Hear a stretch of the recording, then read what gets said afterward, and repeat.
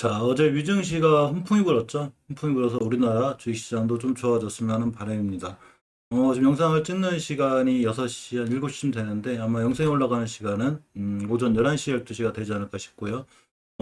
미증시가 0.98%, 나스닥이 1.5%, S&P 500 0.83% 올랐기 때문에 조금 우리나라 시장에 조금 좋은 훈풍이 불었으면 좋겠고, 디폴트가 없다는 안도감이 있죠. 미국의 디폴트가 제가 생각해도 말도 안 되는데 부천도 협상은 민주당 공화당 잘 돼서 우리나라 증시에 좋은 훈풍이 불면 우리나라 증시도 역시 살아나죠. 우리나라뿐만 아니라 아시아 전체가 미국 증시에 상당한 영향을 받기 때문에 밤새 신경이 쓰이는 게 사실입니다.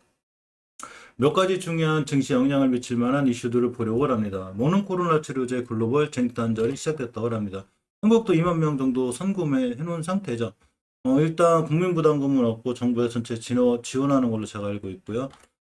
이 MSD, 미국명 머크죠. 경구용 코로나19 치료제 몰루피라비르 확보를 위해 분작에 움직이고 있다고 합니다. 세계 각국이 전부 다 이거를 지금 선구매하고 있는 거죠. 화이자도 이 코로나 이 백신을 내서 큰 돈을 벌었는데 머크도 아마 이걸로 인해서 큰 돈을 벌지 않을까 개인적으로 생각해 봅니다. 이 몰루피라비르가 아직 미국 식품의약국 FDA 여기 사용 승인을 받지는 않았어요. 지금 신청을 한다고 그랬죠. 신청을 하면 되도록 FDA 측에서 이 빨리 승인을 내줄 수 있는 확률이 있어서 세계 각국에서 이 사전 물량 확보에 매진하고 있습니다. 머크가 지난 1일 중증, 경증 환자 775명을 대상으로 진행한 임상시험에서 입원하거나 또는 사망형, 코로나로다가 이제 입원하고 사망할 수 있는 위험을 50% 엄청나게 감소시킨 거죠. 50% 정도 감소시켰다는 결과가 나와 있습니다. 로이터 통신 등 주요 외신 보도를 종합해보면 미국, 싱가포르, 호주, 말레이시아 등이 머크와 몰루피라비르 선구매 계약 체결을 완료했습니다. 실적으로 미국, 싱가포르, 호주는 항상 선구매, 백신도 그렇고 빠르죠. 머크가 올해 말까지 1,000만 명분의 몰루피라비르를 생산한다는 계획을 세웠고 이와 관련해서 미국 정부와 이미 연내 170만 회분을 미리 공급 계약을 체결했습니다. 호주와는 30만 회분을 선구매가 계약했고 한국도 약 2만 명분이 지금 먹는 치료제를 선구매했고 향후 3만 8천 명분까지 추가 구매 협상을 진행 중인 걸로 알려져 있습니다. 일본도 연내 공급을 목표로 지금 협의를 진행하고 있다고 했죠.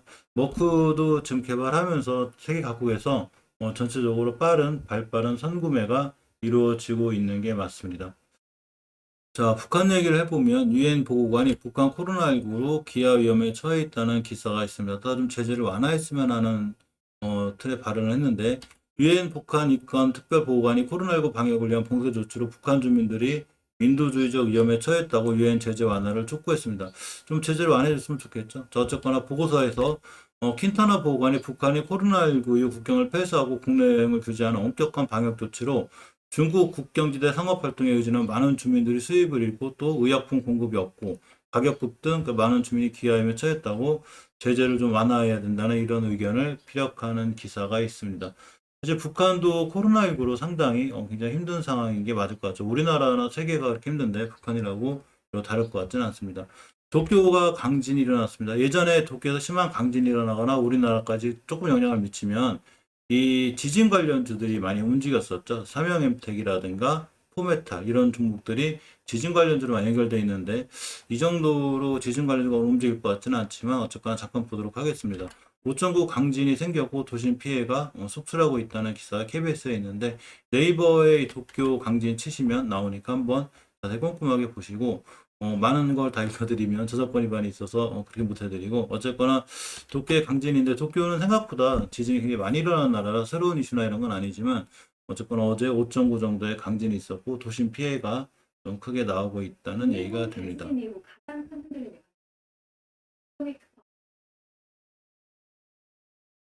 도쿄 도시를 비추는 테러가 심하게 흔들립니다.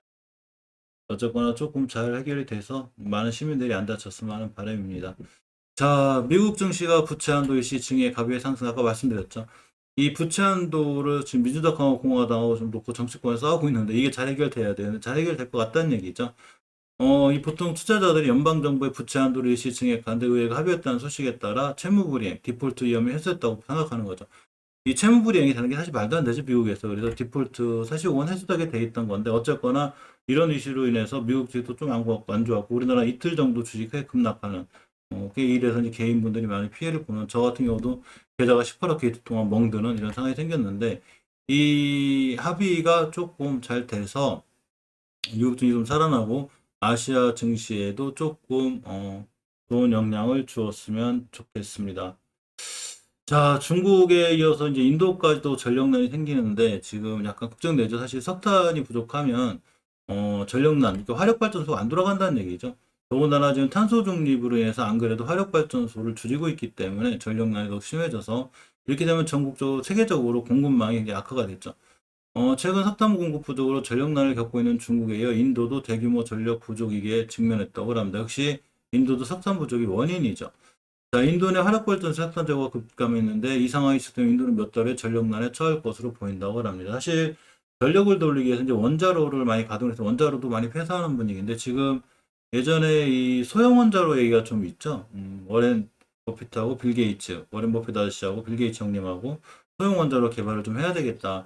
아무래도 소형 원자로 개발이 전력 해소에 조금 도움될 것 같은데 이런 거 이슈에서 아마 조만간 이 원자로 관련주들, 그러니까 두산중공업이라든가 뭐 한전 KPS, 또 한전 기술 이런 종목들이 또 한 번 움직일 수 있지 않을까 혼자 조심스럽게 생각해봅니다. 어디까지나 제 내피셜이고요.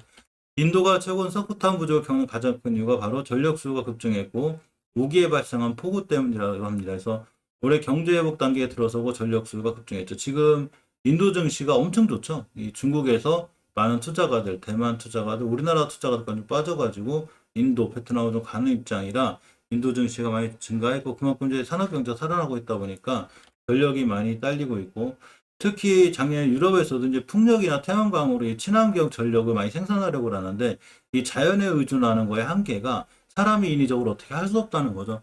바람이 안 분다거나 해가 안 뜨면 전력이 부족한 상황이기 때문에 너무 자연만 믿고 전력을 생산하기에는 조금 무리가 있다고 합니다. 조금 재밌는 얘기로 돌아와서 이 마피아 전설, 이거 알카포네 애장품이 있다고 해요. 이게 174점이 경매에 나온다고 합니다. 이 알카포네가 애인이라고 부른 콜드 45금 자동건축도 경매에 나오고 둘째 손녀 이 다이앤 카포네가 알카포네 인간적인 면모가 드러나길 바란다면서 이렇게 총을 비롯해서 많은 제품을 경매로 내놓는다는 기사가 있어서 잠깐 한번 보았습니다.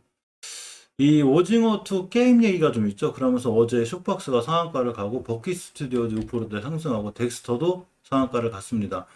물론 이제 오징어2 게임이 생산이 될지 안 될지 모르죠. 항상 뉴스는 참고사항, 첨부사항만 하고 오징어 게임이 시즌2가 나올 수도 있겠구나. 그러면 이런 주가들이 좋을 수도 있겠구나. 이렇게 생각해야지 무조건 나올 거야. 그러니까 무조건 대박 날 거야. 이렇게 생각하는 것보다는 항상 뉴스는 참조사항, 참고사항으로만 보는 게 조금 더 현명하게 주식을 대하는 방법입니다. 비트코인에 대한 재밌는 기사가 있어서 하나 보려고 합니다.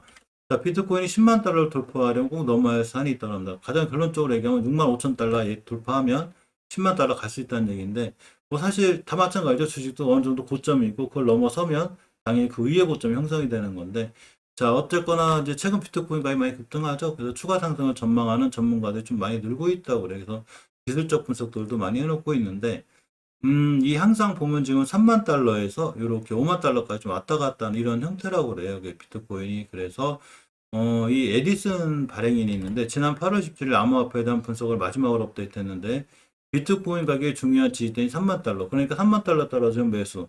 그러니까 여기서 정확히 멈추고, 또 이 삼중 바닥을 형성하니까 3만 달러 갔다 올라갔다 떨어져 3만 달러, 떨어졌다 3만 달러 이러고 5만 달러 가면 멈춘다는 얘기죠. 그러니까 이 얘기는 비트코인이 3만 달러에서 5만 달러까지 박스권에 있다는 얘기. 결국 5만 달러를 강하게 돌파하고 6만 달러까지 돌파해주면 10만 달러까지 좀 쉽게 갈 수 있다는 이런 얘기죠. 여기 주간 차트가 비트코인이 반올림 통합에서 랠리를 시도하고 있고 6만 달러, 6만 5천 달러의 저항 구간이 있기 때문에 요거만 넘어서면 10만 달러를 바로 갔으니까 6만 5천에서 10만 달러 사이인 저항 구간이 별로 없다는 얘기죠. 여기가 가장 중요한, 그러니까 주식으로 얘기하면 저항선이 되는 거죠. 자, 이런 얘기들이 있습니다. 자, 잠깐 이 세계 경제 살펴봤고, 우리가 항상 HLB나 스푸트니크 V나 바이오주들, 또 삼성전자, SK하이닉스를 살펴본다 하더라도 결국 세계 경제와 맞물려 가기 때문에 가끔씩 이렇게 세계 경제 관련된 이슈들, 재밌는 기사들을 같이 올려드릴 수 있도록 하겠습니다.